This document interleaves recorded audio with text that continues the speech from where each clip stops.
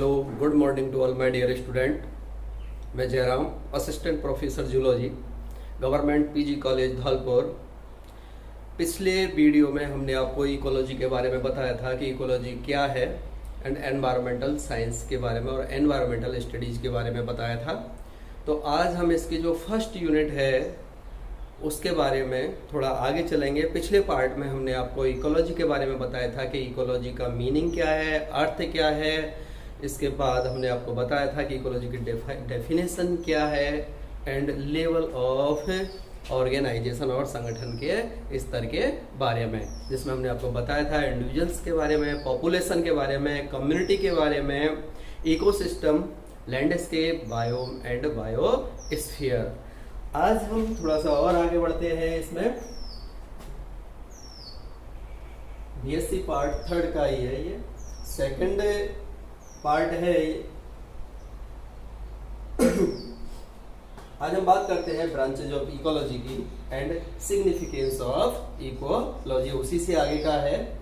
पिछले वीडियो में जो हमने आपको बताया था कि लेवल ऑफ जो ऑर्गेनाइजेशन है क्या है, लेवल ऑफ ऑर्गेनाइजेशन, और जो संगठन के जो स्तर है इकोलॉजी में वो क्या होता है, किस प्रकार से पर्यावरण होता है, पर्यावरण में बायोटिक एबायोटिक फैक्टर क्या होते हैं। आज हम इसकी इकोलॉजी के ब्रांचेज के बारे में पढ़ेंगे कि इकोलॉजी के कौन कौन सी ब्रांचेज होती हैं, कौन कौन सी महत्वपूर्ण ब्रांचेज होती हैं, और उसके साथ साथ सहायक ब्रांचेज और शाखाएं कौन कौन सी हैं। तो हम फर्स्ट अब यहाँ बात कर लेते हैं ब्रांचेज ऑफ इकोलॉजी और पारिस्थितिकी की शाखाएं। तो पारिस्थितिकी की कौन कौन सी शाखाएं हैं जो फैली हुई हैं। इसकी जो मेन जो शाखाएं, मेन ब्रांचेज हैं, दो मेन ब्रांचेज हैं इसकी, auto ecology and syn ecology. Auto ecology and syn ecology, इसे स्व पारिस्थितिकी कहते हैं, और सिन इकोलॉजी या इसे सम पारिस्थितिकी कहते हैं। स्व पारिस्थितिकी, स्व मीन स्वयं का, अर्थात इसमें क्या होगा कि किसी एक जीव या इंडिविजुअल्स,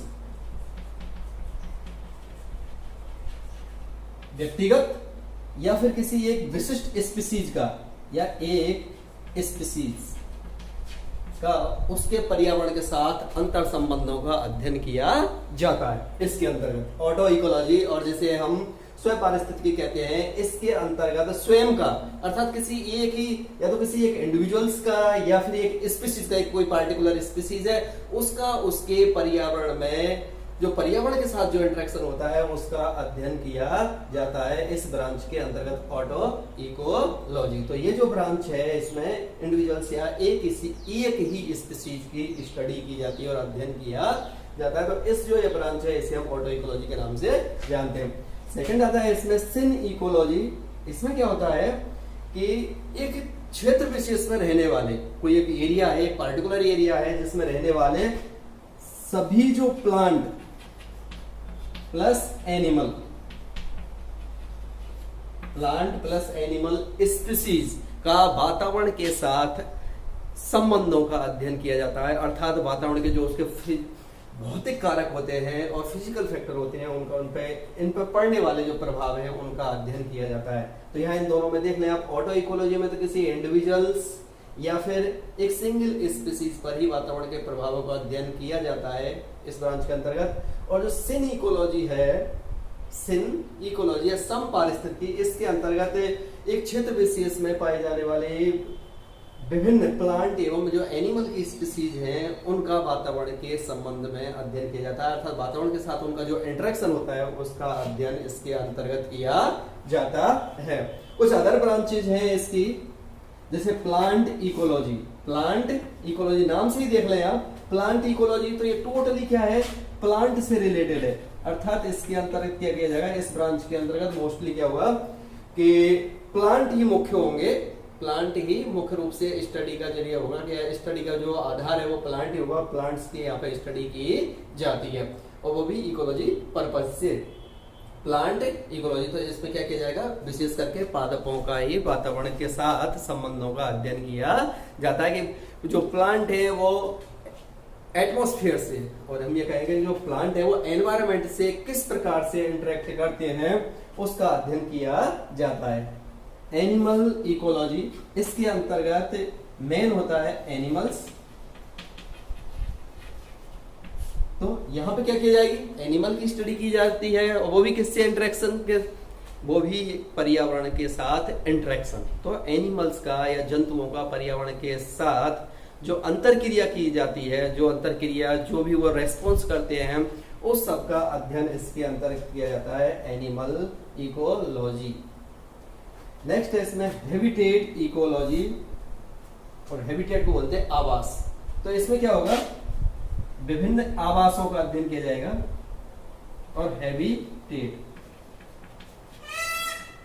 या विभिन्न आवास, जो विभिन्न आवास होते हैं, आवास, उन आवासों में पर्यावरण का क्या प्रभाव पड़ता है, उस सब का अध्ययन किया जाता है। इसी के आधार पर जो हैबिटेट इकोलॉजी है, इसको सब डिवाइडेशन भी किया गया है। जैसे हैबिटेट के आधार पर ही देखें हम, तो जैसे फ्रेश वाटर हो सकता है, या तो फ्रेश वाटर इकोलॉजी, यानी फ्रेश वाटर में पाए जाने वाले जो भी जीव जंतु हैं, पेड़ पौधे, जो भी जीव जंतु हैं, एनिमल्स है या प्लांट है, उनका वातावरण के साथ क्या इंटरेक्शन होता है, उस सब का अध्ययन फ्रेश वाटर इकोलॉजी के अंतर्गत किया जाता है। फ्रेश वाटर, इसी के साथ साथ इसमें आता है मेराइन वाटर,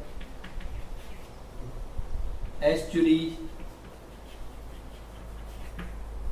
टेरेस्ट्रियल हैबिटेट। ये हैबिटेट है मेनली जिनको बांटा गया है, हैबिटेट को मेनली 4 भागों में बांटा गया है। फ्रेश वाटर हैबिटेट होता है, मेराइन वाटर हैबिटेट होता है, एस्चुरी हैबिटेट होता है, एस्चुराइन हैबिटेट, एंड फोर्थ होता है इसमें टेरेस्ट्रियल हैबिटेट। तो ये मेजर रूप से बांटा गया है।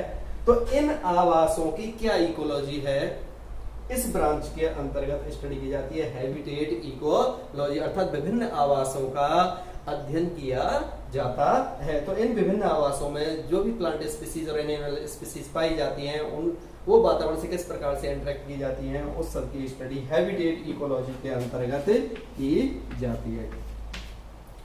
नेक्स्ट है इसमें कंजर्वेशन इकोलॉजी। कंजर्वेशन, और इसे बोलते हैं हम संरक्षण पारिस्थितिकी, संरक्षण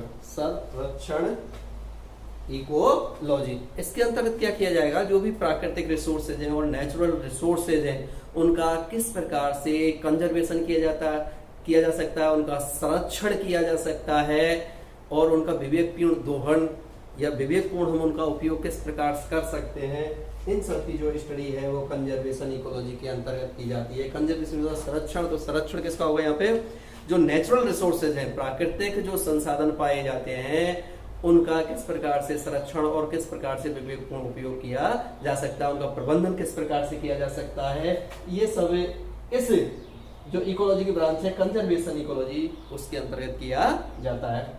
एंड फिफ्थ आता है इसमें प्रोडक्शन इकोलॉजी, प्रोडक्शन उत्पादन पारिस्थितिकी। इसके अंतर्गत क्या किया जाता है कि जो कम्युनिटी की जो उत्पादकता होती है, कम्युनिटी की जो उत्पादन होता है, उसकी स्टडी की जाती है। प्रोडक्टिविटी जिसे हम बोलते हैं, तो प्रोडक्टिविटी का यहाँ पे अध्ययन किया जाता है। जनरली आपने पढ़ी होगी पिछली कक्षाओं में कि जो प्रोडक्टिविटी है जनरली वो primary productivity and secondary productivity 2 प्रकार की होती है। प्राइमरी भी further divided into 2 parts, gross productivity and net primary productivity, NPP and GPP. तो उन सभी की जो स्टडी होती है, कम्युनिटी की जो प्रोडक्शन होता है, उसकी स्टडी प्रोडक्शन इकोलॉजी के अंतर्गत की जाती है। 6 है इसमें रेडिएशन इकोलॉजी। तो जीवों रेडिएशन कहाँ से निकलेंगे, मोस्टली क्या हुए कि जो रेडियोधर्मी पदार्थ होते हैं या जो रेडियो एक्टिव सब्सटेंस होते हैं, उनसे रेडिएशन निकलती है। तो वो जो रेडिएशन निकलती है उसका जीवधारियों पर, प्लांट एंड एनिमल स्पीसीज पर क्या प्रभाव पड़ता है, इसकी स्टडी रेडिएशन इकोलॉजी के अंतर्गत की जाती है। क्योंकि जो भी रेडियो एक्टिव सब्सटेंस होते हैं, उनके जो न्यूक्लियाई होते हैं या नाभिक होते हैं, वो अस्थिर होते हैं, तो वो लगातार टूटते रहते हैं। तो वो क्या करते हैं कि रेडिएशन रिलीज करते हैं, जो अपनी ऊर्जा होती है उसको रेडिएशन के रूप में, विकिरण के रूप में रिलीज करते हैं। इसका क्या है कि पेड़ पौधों और जीव जंतुओं की जातियों पर क्या प्रभाव पड़ता है, उसका अध्ययन किया जाता है। नेक्स्ट है इसमें स्पेस इकोलॉजी। अंतरिक्ष इकोलॉजी। तो इसमें क्या होगा कि पेड़ जो जीवों की जो जातियां हैं या जीवों पर अंतरिक्ष का क्या प्रभाव पड़ता है उसका अध्ययन स्पेस इकोलॉजी के अंतर्गत किया जाता है कि जो अंतरिक्ष की जो दशाएं हैं उनका प्लांट एंड एनिमल स्पीसीज पर क्या प्रभाव पड़ता है। जो भी स्पेस शटल वगैरह जाते हैं उनमें भी आपने देखा होगा कि कभी सबसे पहले जैसे उसमें अंतरिक्ष में कुतिया को भेजा था तो उससे ये पता लगाया जा सका कि इस पर क्या प्रभाव पड़ता है, तो ऐसा ही प्रभाव इंसानों पर पड़ेगा। तो जो अंतरिक्ष का जो पड़ने वाला प्रभाव है उन सब की स्टडी की जाती है, या उसी के साथ साथ उन्होंने कुछ प्लांट भी भेजे उसमें स्पेसशिप में कि इन पर क्या प्रभाव अंतरिक्ष का पड़ता है, तो वो सभी इसके अंतर्गत आता है स्पेस इकोलॉजी के अंतर्गत। तो ये थी ब्रांचेज ऑफ इकोलॉजी। इकोलॉजी के कुछ ब्रांचेज, मेन ब्रांचेज हैं aut ecology and syn ecology. Aut ecology जिसमें कि इंडिविजुअल स्पीसीज की स्टडी की जाती है, इंडिविजुअल्स या किसी एक स्पीसीज की स्टडी की जाती है, जबकि जो सिन इकोलॉजी की बात करते हैं, जो ये इकोलॉजी की ब्रांच है, इसमें एक क्षेत्र विशेष में पाए जाने वाले विभिन्न प्रकार के प्लांट एंड एनिमल स्पीसीज की स्टडी की जाती है। यहाँ एक से अधिक, just like singular and plural, एक वचन बहुवचन होता है। अदर ब्रांचेज भी हैं इसकी, जैसे प्लांट इकोलॉजी है, एनिमल इकोलॉजी है, हैबिटेट इकोलॉजी है, कंजर्वेशन इकोलॉजी। तो इकोलॉजी एक वाइड सब्जेक्ट है, बहुत ही फैला हुआ सब्जेक्ट है। Production ecology and radiation ecology and space ecology. इसके साथ साथ जैसे पीडो इकोलॉजी होती है तो उसमें भी क्या होगा कि जो मृदा की संरचना है, मृदा की ह्यूमस है और उसमें पाए जाने वाले जीव हैं, उन सब का अध्ययन किया जाता है। उसकी एल्किनिटी, एसिडिटी, इन सब का अध्ययन किया जाता है। ये होता है टैक्सोनॉमिक इकोलॉजी होती है। कुछ अदर भी हैं, तो उसमें क्या किया जाता है, जो विभिन्न प्रकार के जो वर्गक होते हैं, टैक्सोनॉमिक वर्गक हैं, उन पर क्या प्रभाव पर्यावरण का पड़ता है, उनका अध्ययन किया जाता है। नेक्स्ट इसी में टॉपिक है सिग्निफिकेंस ऑफ इकोलॉजी। इकोलॉजी का महत्व क्या है। तो इकोलॉजी के बारे में हम जब भी बात करते हैं तो इकोलॉजी पारिस्थितिकी, तो इसके बिना हम ये कहें कि सिग्निफिकेंस देख लेते हैं। वैसे तो हम बात करते हैं कि पर्यावरण की यदि हम बात कर लेते हैं तो पर्यावरण के बिना तो जीवन संभव ही नहीं है। तो पर्यावरण को समझने में ये इकोलॉजी हमारी मदद करेगा कि क्या है पर्यावरण, पर्यावरण किन किन से मिलकर बना हुआ है, क्या इसके घटक हैं, कैसे इसकी संरचना होती है, किस प्रकार से अपना काम करता है, इन सब के बारे में जानकारी हमें कैसे मिलेगी, इकोलॉजी से ही मिल पाती है। अर्थात पारिस्थितिकी, ये जो विज्ञान की शाखा है, इसमें जो पर्यावरण का हम अध्ययन कर रहे हैं उसके बायोटिक एबायोटिक फैक्टर्स का अध्ययन कर रहे हैं, तो उन सब से ही हमें इनके बारे में जानकारी मिलती है और इसके महत्व के बारे में पता चलता है। मेन जो इसका सिग्निफिकेंस है, सिग्निफिकेंस ऑफ इकोलॉजी, पारिस्थितिकी का महत्व क्या है, तो महत्व देखते हैं यहाँ पे। तो आप जानेंगे कि जो मनुष्य और मानव भी हम ये कहते हैं कि प्रकृति का एक हिस्सा है, या प्रकृति का ही एक अभिन्न अंग है। वैसे हम आपको बता दें कि यदि जब भी हम पर्यावरण की बात करते हैं, पर्यावरण, तो हमारे चारों ओर जो भी कुछ आपको दिखाई दे रहा है, चारों ओर की पर्दी में जो भी कुछ दिखाई दे रहा है वो सब के सभी पर्यावरण है। तो इसमें जितनी भी प्लांट एनिमल स्पीसीज, जितनी भी स्पीसीज है, चाहे वो प्लांट की है, एनिमल है, बैक्टीरिया, कुछ भी है, वो सब के सब क्या है, उन सब से मिलकर पर्यावरण बना हुआ है। तो पर्यावरण, मनुष्य भी क्या है, पर्यावरण का ही एक भाग है। अब ये मनुष्य क्या करेगा कि अन्य जीवों की तरह, जैसे अन्य जीव पर्यावरण से प्रभावित होते हैं, इसी प्रकार से मनुष्य भी पर्यावरण से प्रभावित होता है। अब इसकी जो भी आवश्यकता है, मनुष्य की जितनी भी आवश्यकता है, वो सब भी क्या करता है, पर्यावरण ही पूरा करता है, पर्यावरण ही पूरा करता है। चाहे वो रोटी, वस्त्र, मकान, या इसके साथ साथ औषधि है, चाहे उसे वुड चाहिए, जो कुछ भी चाहिए, फ्लावर्स है, और आधुनिक जो भी सुविधाएं हैं वो सभी प्रकृति से, और हम ये कह सकते हैं प्राकृतिक संसाधनों से ही वो उपलब्ध हो पाती हैं। और इकोलॉजी में क्या होता है, इन सभी का स्टडी होती है। जो पर्यावरण के जो बायोटिक एंड एबायोटिक जो फैक्टर होते हैं, उन सभी का अध्ययन इसके अंतर्गत किया जाता है, और जीवों में आपस में इंटरेक्शन किस प्रकार से होता है उसका भी अध्ययन किया जाता है। तो मैंने हम यहाँ पे सब टॉपिक्स बनाए हैं, हमने उनके अकॉर्डिंग देख लेते हैं। पर्यावरण संरक्षण, पर्यावरण के संरक्षण में इकोलॉजी का बहुत बड़ा योगदान है। अब वो कैसे है, पर्यावरण को संरक्षित करने में इकोलॉजी का बहुत बड़ा योगदान है। हम कह रहे हैं यहाँ पे कि पर्यावरण का संरक्षण करने में इकोलॉजी का जो पारिस्थितिकी है उसका बहुत बड़ा योगदान है। अब आप देखें कि पारिस्थितिकी के अंतर्गत यहाँ पे किया जाता है मेनली, हम सभी को आज पता है ये इकोलॉजी की स्टडी के द्वारा ही कि प्रकृति के लिए और इस पारितंत्र को बनाए रखने के लिए या इस पर्यावरण को बनाए रखने के लिए सभी भी जीवों का समान महत्व है।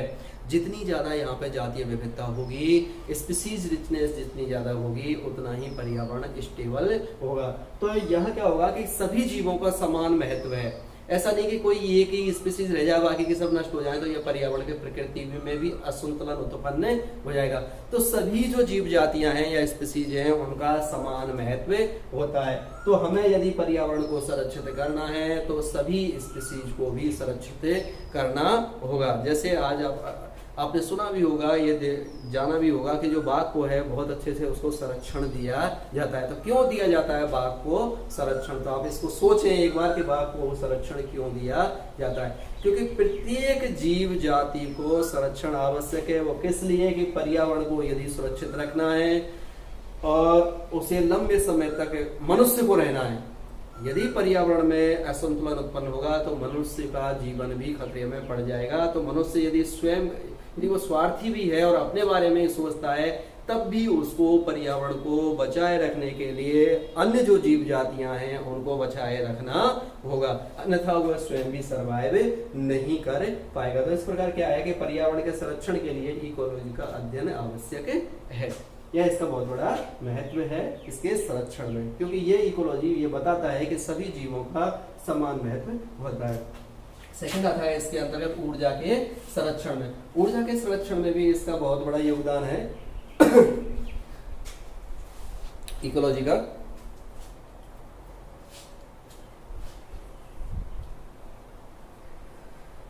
इकोलॉजी के द्वारा ही हमें ये पता चलता है कि जो भी नेचुरल रिसोर्सेज है, कुछ जो नेचुरल रिसोर्सेज है, जैसे कि हम बात करते हैं यहाँ पे पेट्रोलियम है, नेचुरल रिसोर्सेज पेट्रोलियम या कोल है, तो ये सभी जो पेट्रोलियम रिसोर्सेज हैं इन सभी की मात्रा सीमित है या ये इन फ्यूचर समाप्त होने वाले होते हैं। जो नेचुरल रिसोर्सेज होते हैं, अब ये सब किससे पता चलेगा? इकोलॉजी की स्टडी के द्वारा ही ये पता चलता है कि कौन से जो प्राकृतिक संसाधन हैं वो भविष्य में नवीनीकरणीय योग्य हैं और कौन से ऐसे हैं जो अनवीनीकरणीय हैं, अर्थात रिन्यूएबल एंड नॉन रिन्यूएबल। ऐसे होते हैं जिनका पुनर्वर्ण हो सकता है प्रकृति में, धीरे धीरे पुनर्वर्ण हो जाता है। कुछ ऐसे नेचुरल रिसोर्सेज होते हैं जो यदि एक बार समाप्त हो जाएं तो भविष्य में वो उत्पन्न नहीं होते हैं और उनकी क्षतिपूर्ति नहीं की जा सकती है। तो ये सब स्टडी इकोलॉजी के अंतर्गत ही की जाती है। तो इकोलॉजी की स्टडी के द्वारा यह पता चलता है कि कौन से प्राकृतिक संसाधन ऐसे हैं जो निकट भविष्य में यदि उनका अविवेकपूर्ण तरीके से दोहन किया जाए तो वो कम होते जाएंगे और धीरे धीरे समाप्त हो जाएंगे, क्योंकि उनका प्रोडक्शन और उत्पादन नहीं होता है।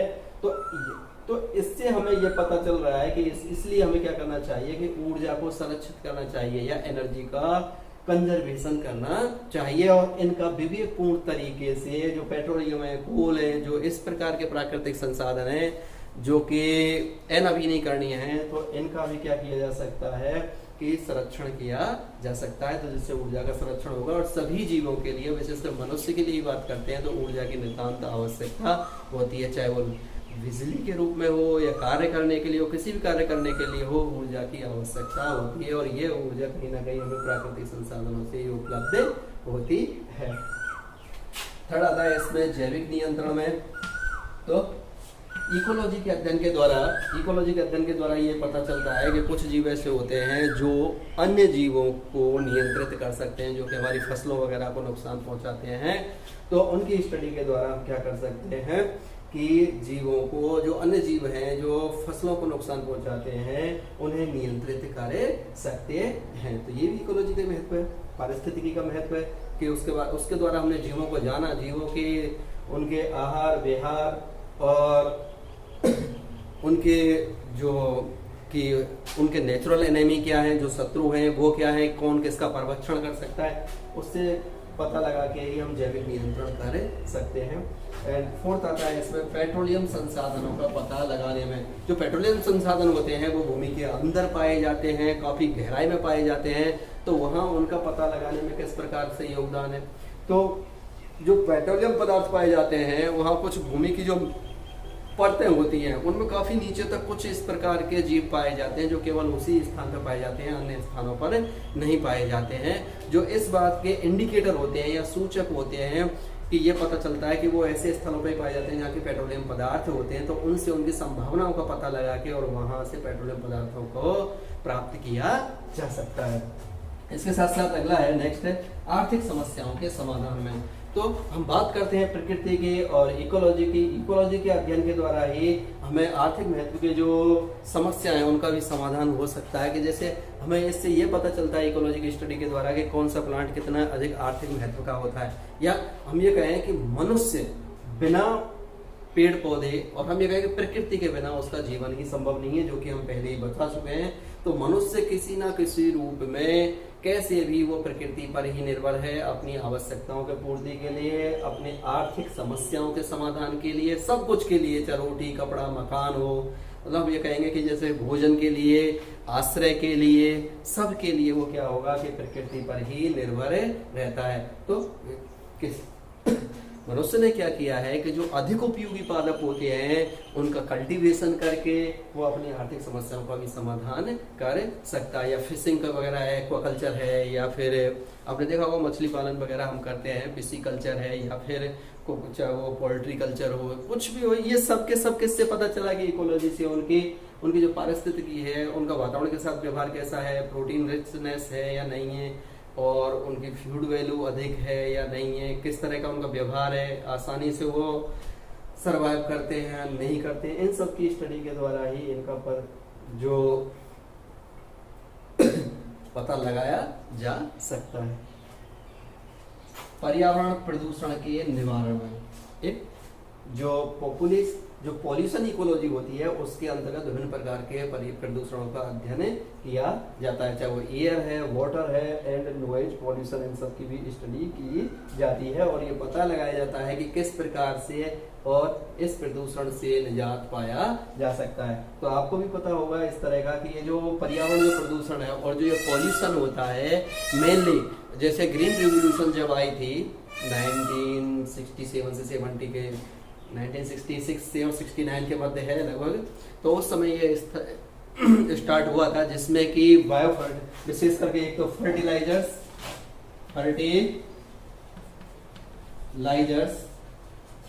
एंड पेस्टिसाइड जिनका कि बहुत अधिक उपयोग किया गया था। तो ये सब क्या है, पॉल्यूटेंट है, ये सब क्या करेंगे कि या तो मृदा को, जल को, इन सब को पॉल्यूटेड करते हैं। तो ये सब हमें इकोलॉजी की स्टडी के द्वारा पता चलता है कि ये जो फर्टिलाइजर्स है या पेस्टिसाइड है ये सभी पॉल्यूटेंट हैं और इनका हमें क्या करना है कि इनका कोई दूसरा विकल्प खोजना है जिससे कि हम अपने पर्यावरण को प्रदूषित होने से बचा सकें। नेक्स्ट है इसमें जनसंख्या के नियंत्रण में। तो जो पॉपुलेशन इकोलॉजी होती है जिसे हम समष्टि इकोलॉजी कहते हैं, पॉपुलेशन इकोलॉजी और समष्टि पारिस्थितिकी, तो उसके अंतर्गत जनांकिकी या जनसंख्या की स्टडी की जाती है, उसकी नेटिलिटी, मोर्टेलिटी, उसका घनत्व, डेंसिटी, इन सब का, और वातावरण का जनसंख्या पे क्या प्रभाव पड़ेगा, उसका नेचुरल रिसोर्सेज पे कितना दबाव पड़ेगा, इन सब की स्टडी इसमें की जाती है। तो इससे ये पता चलता है कि जो नेचुरल रिसोर्सेज है वो तो सीमित मात्रा में, लेकिन इसी तरह यदि ये जनसंख्या बढ़ती गई तो निकट भविष्य में ये संभव है कि प्राकृतिक जो संसाधन है उन पर बहुत ज्यादा दबाव बढ़ेगा। तो जनसंख्या नियंत्रण आवश्यक है। तो ये था सिग्निफिकेंस ऑफ इकोलॉजी, इकोलॉजी का सिग्निफिकेंस। पहले हमने बताया था ब्रांचेज ऑफ इकोलॉजी, इकोलॉजी की कौन कौन सी ब्रांचेज होती हैं, ऑटो इकोलॉजी, सिन इकोलॉजी, इसके साथ साथ अदर ब्रांचेज हैं, plant ecology, animal ecology, habitat ecology, conservation ecology, production ecology, radiation and space ecology. Then significance of ecology, ecology का महत्व क्या है, महत्व पर्यावरण को संरक्षित करने में, संपूर्ण जो पर्यावरण है ये इकोलॉजी की जो स्टडी है ये पर्यावरण को संरक्षित करने में मदद करती है, ऊर्जा के संरक्षण में मदद करती है, जैविक नियंत्रण में, मदद करेगी और पेट्रोलियम संसाधनों का पता लगाने में वो काफी महत्व योगदान है, इसका काफी महत्वपूर्ण योगदान है। आर्थिक समस्याओं के भी समाधान में, क्योंकि कहीं ना कहीं मनुष्य पूर्ण रूप से और अन्य स्पीसीज भी प्रकृति पर ही निर्भर है और पर्यावरण प्रदूषण के निवारण में एंड जनसंख्या नियंत्रण में इसका महत्वपूर्ण योगदान है।